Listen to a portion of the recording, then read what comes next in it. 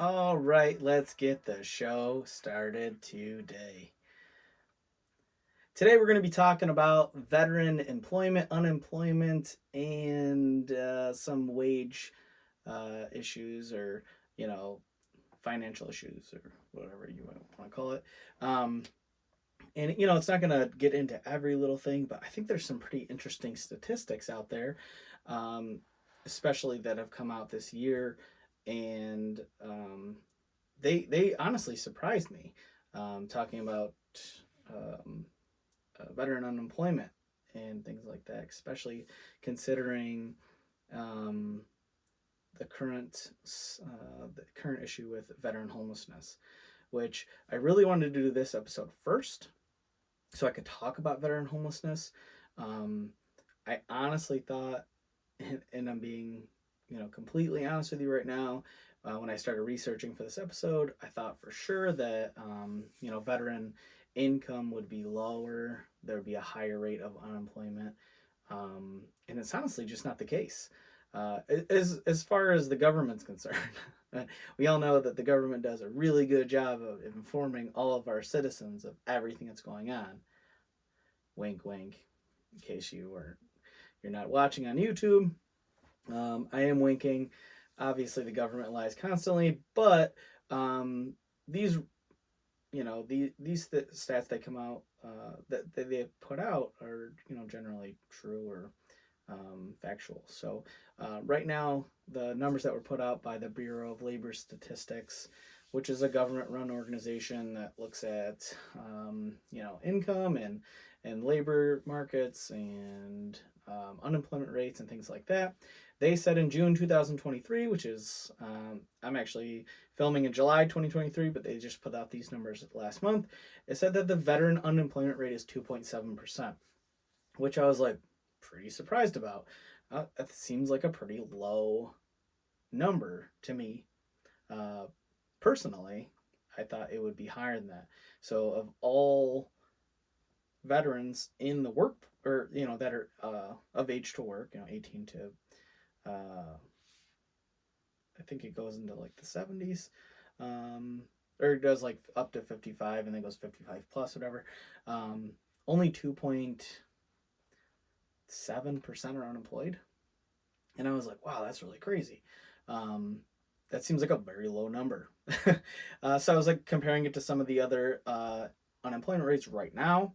Um, Women veterans and male veterans are almost exactly the same. Women are at 2.5% unemployed, and men are at 2.6.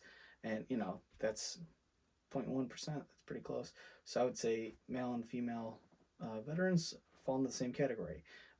Women non-veterans that are unemployed are 3.4%, and male 3.6%.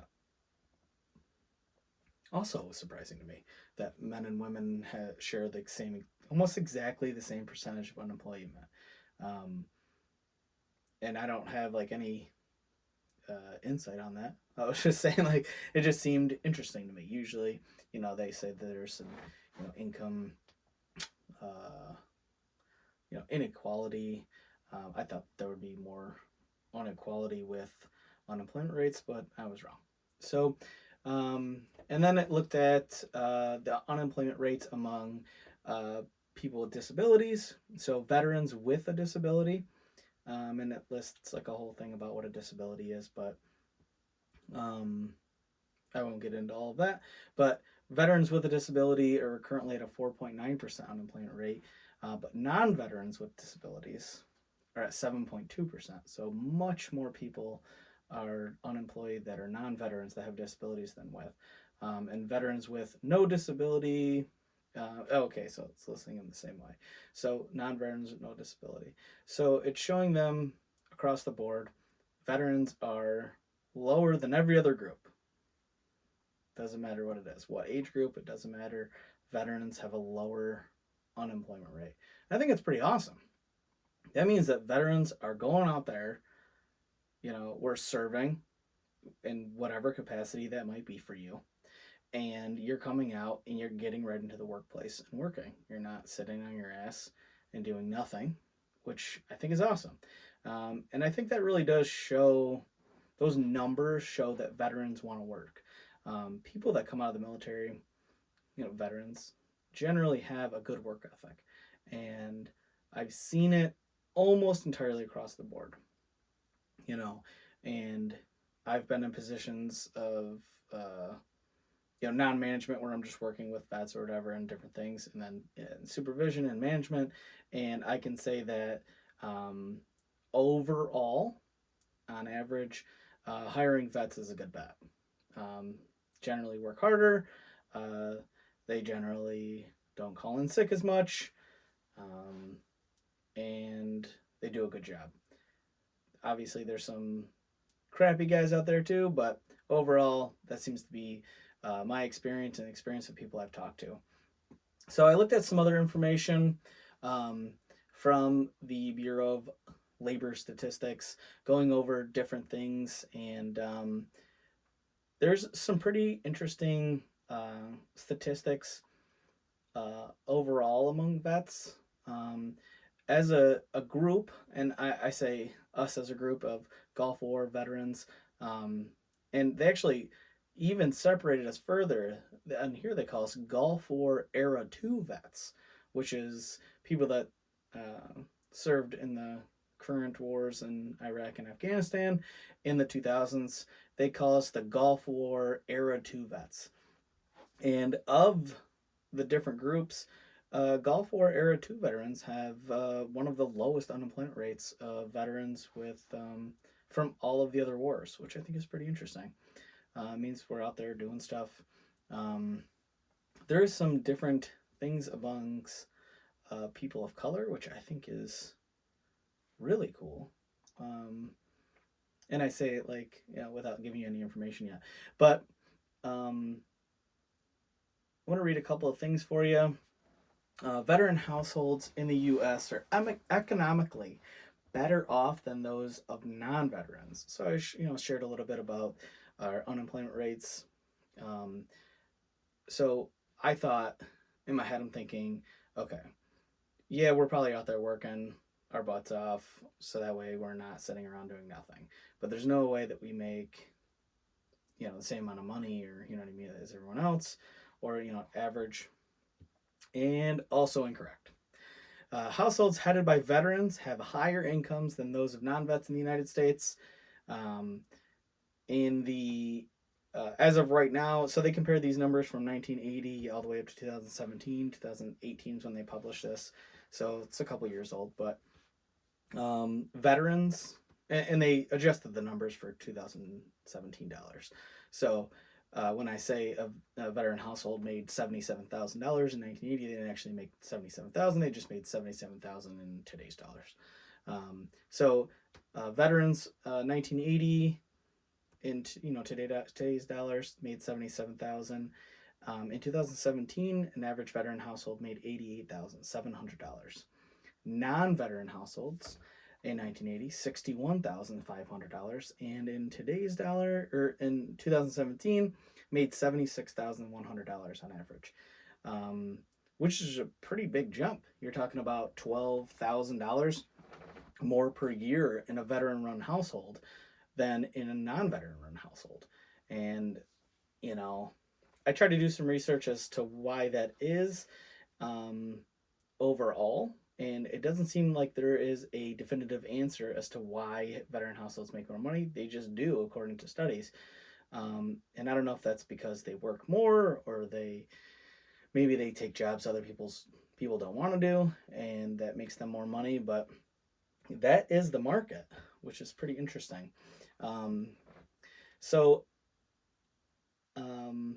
Income differences between veteran and non-veteran households are also large when examined by education level. So the median income is roughly $20,000 higher for households headed by a veteran with a high school diploma compared with a non-veteran household with the same level of education. As education increases, the income gap between the two groups decreases to only about $2,500 a year.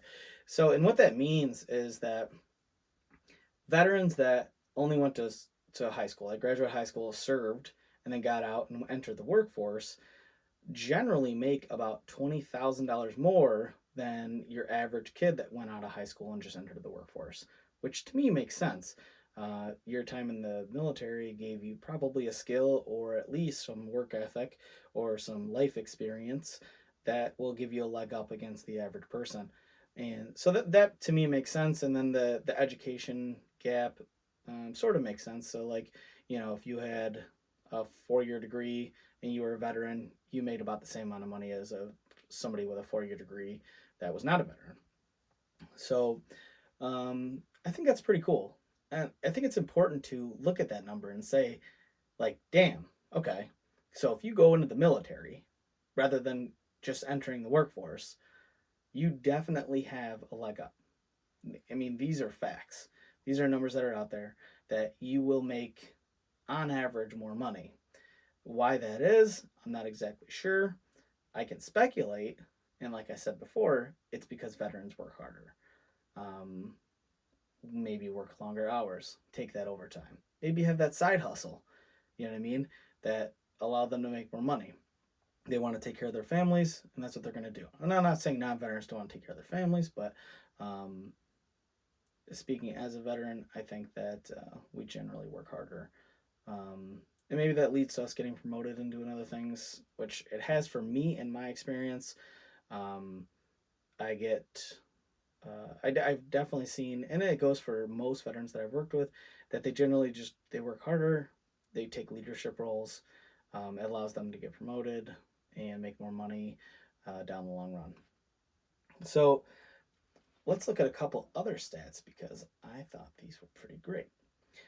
So not only do veteran households fare better overall economically, and this is coming off pewresearch.org. That's pewresearch.org. It is a non for profit out of Washington, D.C., that just looks at different labor statistics and things like that. I saw the Pew thing and I thought it was like Pew Pew. Like, I thought this was like a military website. It is not. It is, it stands for something else. So, but they do a lot of studies and they post them. They have no political affiliation or anything like that. So the information that's on here is pretty cool. So not only do veteran households fare better overall economically, households headed by a racial or ethnic minority veteran and those with lower levels of education have significantly higher standards of living than their non-veteran counterparts. In 2017, the median incomes of non-Hispanic Black and Hispanic veteran households were more than $20,000 greater than those of Black and Hispanic non-veteran households. Among non-Hispanic whites, by comparison, the gap in median income between households headed by veterans and non-veterans was only about $5,100. So, in case I read that too fast for you, or maybe you're thinking of something else, what it's saying is that if you're a minority, it says by a racial or ethnic minority veteran. So if you're a minority or Black, Hispanic, it breaks them down to also Asian. So non-white. If you're in a non-white household and you're a veteran, you generally make about $20,000 more than somebody that looks like you and was not in the military. I think that's pretty awesome. And it goes by economic. Let's see here with standards of living. Yeah. So, and people with lower education, and I'm not saying those groups have lower education, but it's lumping people with lower education into this group, saying even if you have a low level of education, you're also coming out of the military making more money, which is what I was just talking about before. With a basic high school diploma, you serve 4 years in the military, you're going to get out and make more money than just some kid that just graduated high school, which to me makes sense. But it's very interesting to me that ethnic or minority groups also make much more money than their non-veteran counterparts. It goes down the list here, puts them in a little graph. White, Black, Hispanic, Asian is how it puts them together. And I'll just go through these real quick. Black households that are veterans average $77,400 a year. Black non-veteran households $50,300 a year. That's crazy. That is a $27,100 difference between those households. And the only difference is that one of them has veterans in it and one of them doesn't. I think that's crazy. And then Hispanic is even bigger. So Hispanic households that were veterans average $83,200 a year. And this is a household. It's not necessarily one person. I think it averages like a 3-person household. So like two people together and their kid, something like that, or maybe taking care of a parent. Like I said, Hispanic household, $83,200, and a Hispanic household that wasn't a veteran, $52,400. So their gap is even bigger, $30,000 more, $31,000 really. So if you're in a black household, $27,000. If you're in a Hispanic household, $31,000 difference in income between veteran and non-veteran households. The only group that does not benefit, and white also benefits, so it's just not as big. White household that has veterans, run or headed by a veteran, $93,800 per year, and then a white household that has that's non-veteran, $88,700. And I'll be honest with you, pretty disgusted looking through these numbers that white people make so much more money than black and Hispanics. I don't know why that is. I would love to know if you have some stats or some studies that show the differences there. I would love to see them. The only group that does not benefit from veteran status is Asians. Asians have the highest income in America. Asian households that are veterans average $95,300 a year, and Asian households that are non-veterans average $100,800 per year. The study goes on to talk about a little bit about different groups, but Asians overall make the most amount of money in the United States, which I thought was pretty interesting. I did not know that.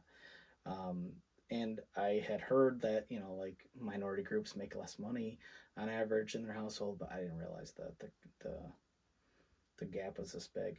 And this is for able-bodied, working age people. The study focused on people 25 to 54, and the numbers were published in 2017. So it's not lumping in older people or younger people that aren't working or kids that are in college. This is 25 to 54 people that should be in the workforce working, and these are the numbers. Now, if you look at some education differences, if you did not graduate high school, and you went into the military, which I didn't think was a possibility, and correct me if I'm wrong, I thought you had to have your high school diploma. Maybe you can get it with a GED, maybe that's what it's talking about. But let's just say, I'll just go through the stats here. So high school graduation, or if you didn't graduate high school, your household averages $47,900 a year if you were a veteran. If you were not a veteran, $34,500. Now, $34,000 a year for a household sounds like you'd be pretty poor. But just going into the military gave you a $13,000 bump on that, which is that's a lot of money. That's $1,000 a month. It's over $1,000 a month extra.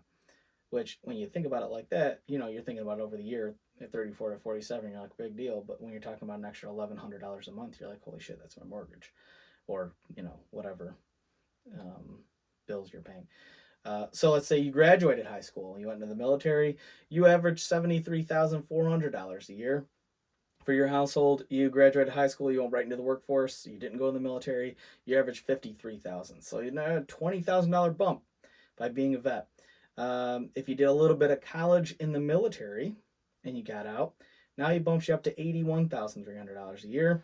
If you did some college, didn't graduate, and you didn't go in the military, you're at $67,400. So you could see that there's a bump up with some education. And now you go into your bachelor's degree. So it actually lumps all bachelor's degree and higher degrees together, um, for the purpose of this study. So let's say veteran households that got a bachelor's degree, $117,800 a year. If you did not go in the military, it's $115,300 a year, which to me that makes sense. So you went to college, got your degree in something, and you know what I mean. You went to that field. So what does all that mean? Like, why should you care? Or, um, how does that impact anybody else? I think it shows undoubtedly that veterans veterans end up having a better financial situation than non-veterans in almost every instance. And I'm going to give you a couple of my thoughts on why that is, and hopefully you guys send me some of your thoughts on why you think that is. I think that, um, especially when you're talking about like just people that graduated high school with no college, um, it gives you that maturity. Instead of going to college and partying for 4 years, which I honestly believe is all people do in college, um, and people that are out there like, well, no, you got to go to college because you need this information, you need to make study. Elon Musk said it best when he said that everything that you could ever want to learn is available online, and you don't need to go to a college to learn it. And I'll say that again. Everything that you'd ever want to learn is available online, and you don't need to go to a college to learn it. Now, if you need to go to college for somebody to force you how to learn it, and you want that piece of paper that says you did it, by all means, go for it. But don't sit there and lie to me and say, well, in order to be successful in the world, you have to go to college. You have to go to high school, then go to college, get a job, and do those things. It's just not true. And I do have some other information here, but I'd like to focus in on that. So, you don't have to go to college to be successful. You can go into the military, maybe even take some courses, learn some trades, grow up, mature, and get out better off than somebody that didn't do those things. And I wholeheartedly agree with that. And you don't have to pick the job that you're going to do that is going to apply to your civilian life. And I say that, what I mean by that is, if you picked,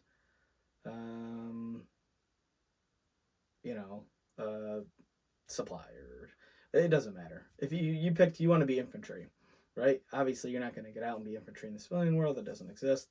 A lot of people end up thinking that you want to be cops or something like that. But if you want to be a cop, that's fine. If you want to get a law enforcement or fire, you don't have to do anything specific in the military to get a leg up in those fields.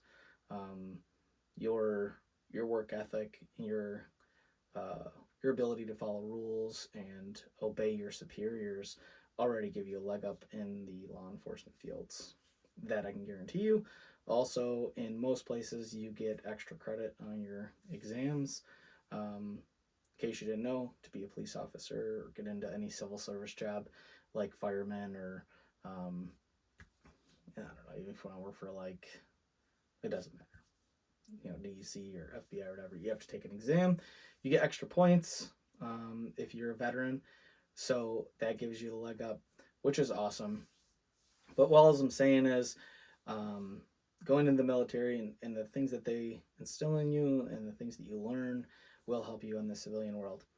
And now I'm going to transition into one of the absolute most important things that I try to tell people all the time, and that is, if you're not wholeheartedly committed to doing something of higher education, like if you want to be a doctor and you're like, I definitely want to be a doctor, absolutely go be a doctor.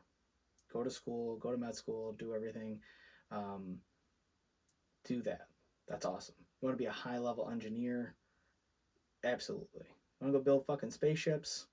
Go to school, go learn that shit. Do understand that you're going to spend an astronomical amount of money to do those things that hopefully pay off for you. But, if those are the things that you want to do those things. That's great. But most people, and I would say, and I'm overgeneralizing, but I would say most people I've talked to, and I'm 38 years old. I think that I have a decent outlook on life. Most people try to think about what job can they do that will sustain the lifestyle that they want to live. So how much money do I need to make in order to live the life that I want to live, and what kind of jobs that can I get that will give me that much money? And that's most people. It's definitely me. Um, I do my civilian job, my day job, to support my family and do the things that I want to do and travel and do good things for my kids and stuff like that. And I do this podcast because I absolutely fucking love it. This is something I love doing. Can you make money doing a podcast? Probably. If you're Joe Rogan, but I'm not gonna. So, I do my civilian job that pays for everything else. And I like my job, don't get me wrong, but, it's not something I love. It's not like my absolute passion. But what I try to tell people all the time is that you should look into the trades. And there are so many trades right now that have nobody to do them, because these kids all think they got to go to college and become business majors and do whatever else they're doing in order to be successful, when you could easily, and maybe not easily, but you could go to a trade school and make that much money. Couple little statistics here of trade schools and trades in general. So top earners, on average, people that go to trade schools average about $66,465 a year. And if you look back to what we were talking about on your income, this is just one person. So your household income could be potentially 1.5 times, 2 times that, depending on that your partner or who you live with's income, which comes out to be about $5,538 a month, which is a lot of money. And this is a very broad, quote unquote trade school salary. It says top earners generally make in the $89,000 a year, which is $7,500 a month. And there are a lot of trades you can get into. Easy trades to get into: plumbing and electrical work pay very well, have high job security, and they're available everywhere. It doesn't matter where you want to go. Those jobs will be there.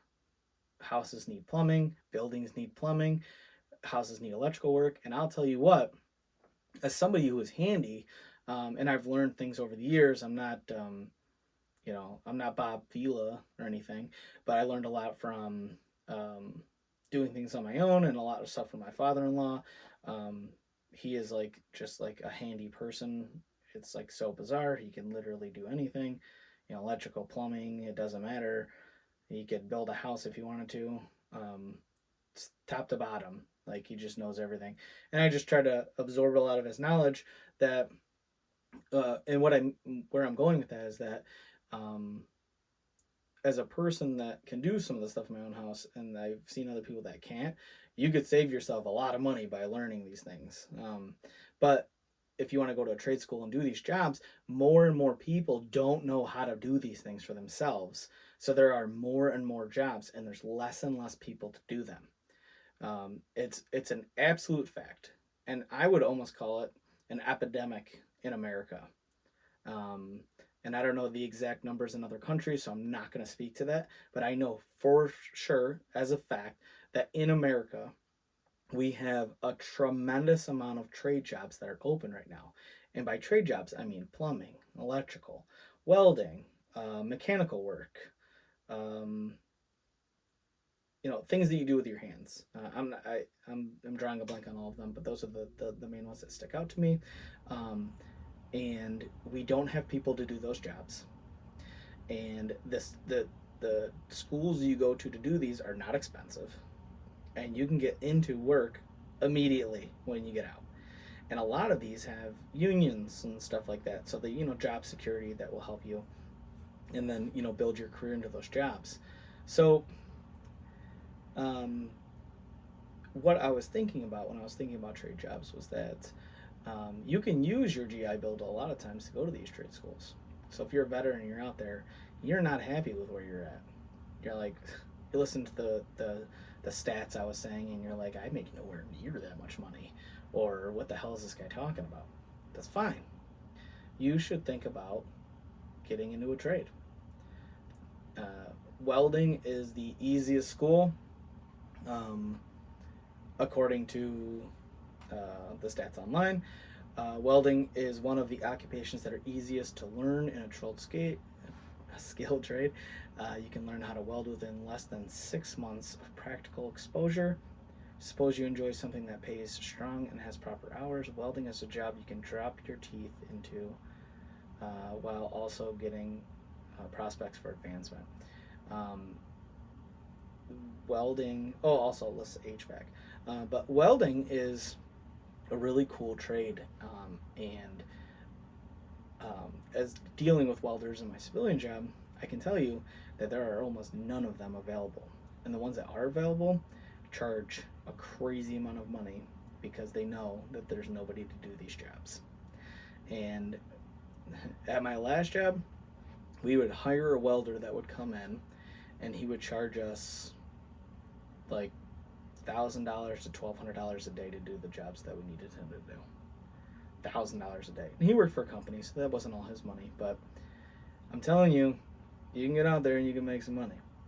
So if you're not happy with how much money you're making, and you're like, well, I can't go to college, that's fine. Grab a trade school. A lot of these trade schools offer night courses because they know people are trying to make a living while they're going there. So do these things. So I'm hoping that this opens up the conversation for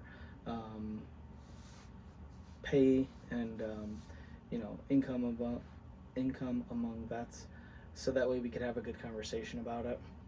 If you're out there and you're thinking you have some insight on this subject, I'd love to have you on, even if it's for a few minutes. Even if you want to just record offline, I can just post it later. Or if you want to make you write me an email straight out of the sandbox at gmail.com. You can email me and I can get some of this information out there. Maybe you have information on programs or skilled trades that people can get into. You have some insight into that. That's awesome. Definitely reach out to me. I'll get this information out there. If you want to come on and talk about any of these trades or different things that people can do, reach out to me. I'd love to have you on and share the knowledge. As always, all about the vets and improving the quality of life for all of us out there. So take care of each other. If you're out there and